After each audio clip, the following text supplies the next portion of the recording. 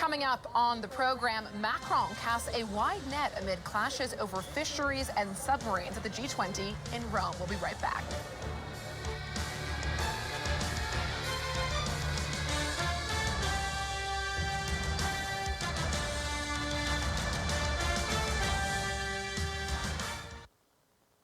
Good morning, everyone. This is Joe from New York Trading Room. As usual, we usually start with gold trade. Today is November 1, 2021.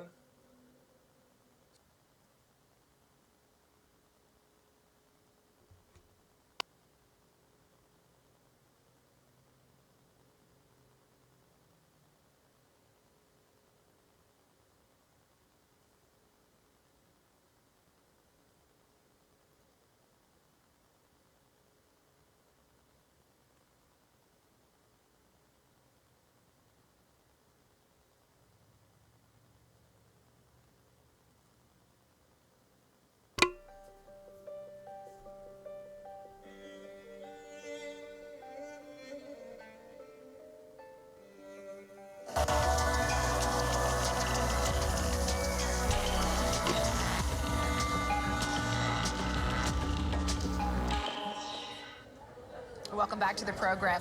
France's President Macron has hit out at his Australian counterpart, Scott Morrison, at the G20 conference in Rome. Macron told reporters at the summit, where the two leaders met for the first time since Australia pulled out of a multi-billion-dollar submarine deal in favor of an alliance with Britain and the U.S., that more needs to be done to repair relations.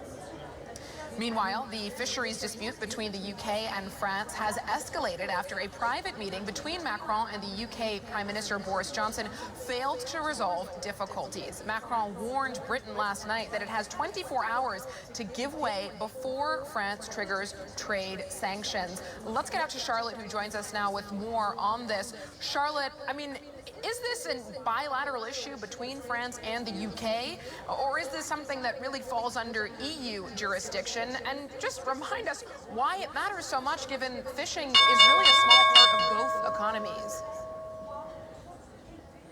Well, that's what President Macron was saying yesterday, that this is not a bilateral issue. This is really an EU-UK relationship issue, and how the agreement, the post-Brexit agreement, is put into force. And, of course, France trying to gather some other European countries to back them, including also the European Commission. Look, let me try to run you through what the issue is. The UK granted about 90% of all the licenses to EU fishing boats over the past few days. There's 10% that have not been granted, and most of them are French small fishing boats, like really small ones, talking like family boats under 12 meters long.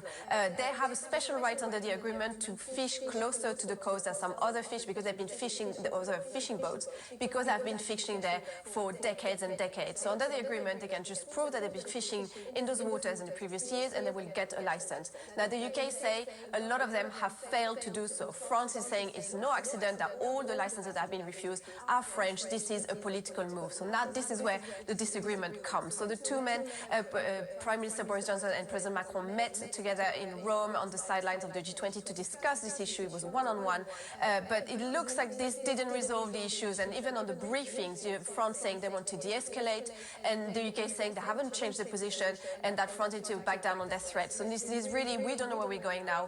What we've heard from France, that they made a proposal to the UK, and if they don't come into place, tomorrow some sanctions will come into place, like stricter border controls for lorries, and fishing boats from the UK will not be able to stop in French ports, and that will come into force tomorrow. From what we heard from Liz Truss this morning, the UK is not going to move. They say France need to move on with their threats, that they behave unfairly, and that they must back down. So more ultimatums. Tomorrow will be the big day on whether we see whether the countries move, these two crucial neighbours, come to an agreement or not. Thank you very much indeed, Charlotte. We're going to take the break here. We're counting it down to the open. Stay with us. We'll be back. We also will talk some more about this surprise departure at Barclays. Jess Daly leaving from today. Maybe go long here.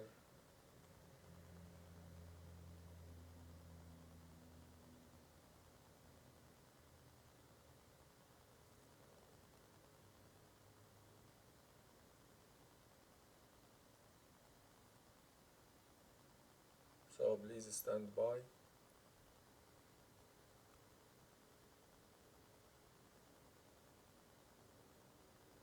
just want to see the price action to make my decision.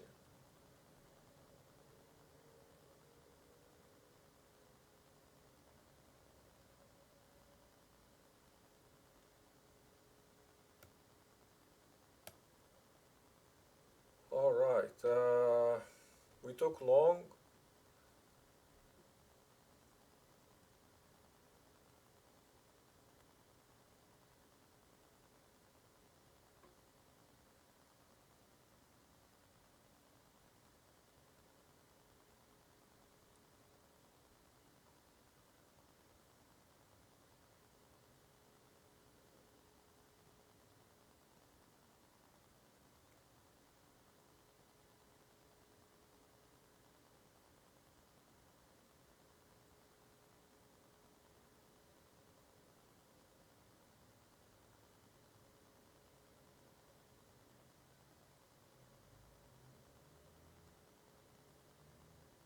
From some of these current trends.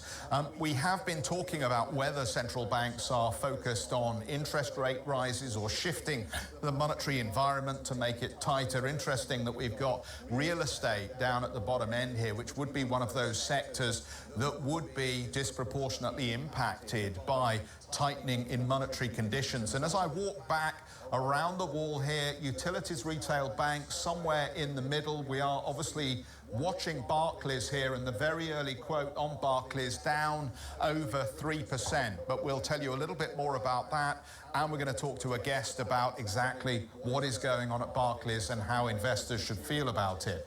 As I walk around the wall, basic resources up nearly 0.5%, and leading us out of the gates, autos, healthcare, and construction stock. Let's focus on the way that this breaks down geographically. Here's a snapshot of the trade as we see it around the European markets. FTSE 100, just be aware that we've also got a bit of movement going on in sterling right now. Mostly that seems to be weakening against the dollar very much in the driving seat, but just another factor as you think about reasons why the FTSE 100 may be hanging on to some gains here, even though there are some negative stories in the FTSE this morning. Across the other European markets, to a